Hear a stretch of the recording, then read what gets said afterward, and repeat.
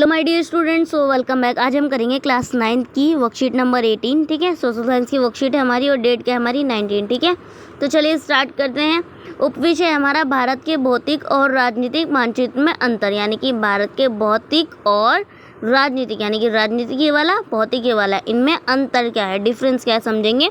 चलिए नीचे आ जाते हैं। हमें अगर हम चित्र के माध्यम से समझेंगे तो समझने में थोड़ी सी प्रॉब्लम होगी, बिकॉज ये छोटा छोटा लिखा है। ठीक है, तो इसलिए नीचे कुछ डिफरेंस लिखे हुए हैं, वो पढ़ लेते हैं हम।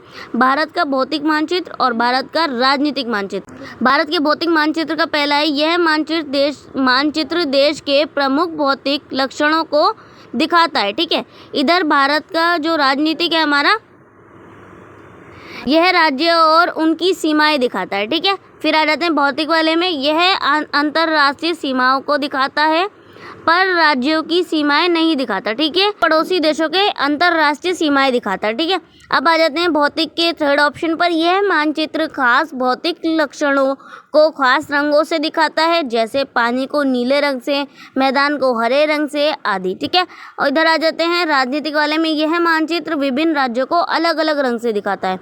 इधर आ जाते हैं भौतिक में, लास्ट हमारा है भारत के 6 भौतिक विभाग और अन्य भौतिक लक्षण, जैसे झील नदी आदि इस मानचित्र में दिखाए जाते हैं। फिर है हमारा इधर का लास्ट राजनीतिक वाले का, भारत में 28 राज्य, 8 केंद्र शासित प्रदेश हैं, साथ ही 9 पड़ोसी देश भी इस मानचित्र में दिखाए जाते हैं। ठीक है बच्चों, समझ में आ गया डिफरेंस क्या है।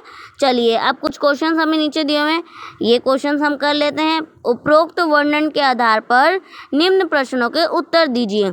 तो क्वेश्चन नंबर फर्स्ट है हमारा, भारत के राजनीतिक मानचित्र की कोई एक विशेषता बताइए। तो आप लिखेंगे यह राज्य और उनकी सीमाएं दिखाता है। ठीक है, क्वेश्चन नंबर सेकंड है हमारा, भारत के भौतिक मानचित्र की कोई एक विशेषता बताइए।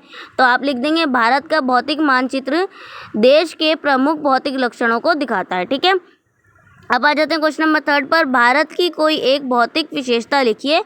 तो इसमें लिखेंगे आप, भारत के उत्तर में हिमालय पहाड़ अवस्थित है। ठीक है, फिर आ जाते हैं क्वेश्चन, भारत की कोई एक राजनीतिक विशेषता लिखिए। तो आप लिखेंगे भारत में 28 राज्य और 8 केंद्र शासित हैं। ठीक है, फिर उसके बाद आप लिखेंगे लास्ट क्वेश्चन नंबर फिफ्थ है हमारा, भारत के 9 पड़ोसी देशों के नाम लिखने हैं आपने। तो आप लिख देंगे, पहला लिखेंगे आप पाकिस्तान, अफ़गानिस्तान, फिर चीन है, नेपाल, भूटान, म्यांमार, बांग्लादेश, श्रीलंका और मालदीव।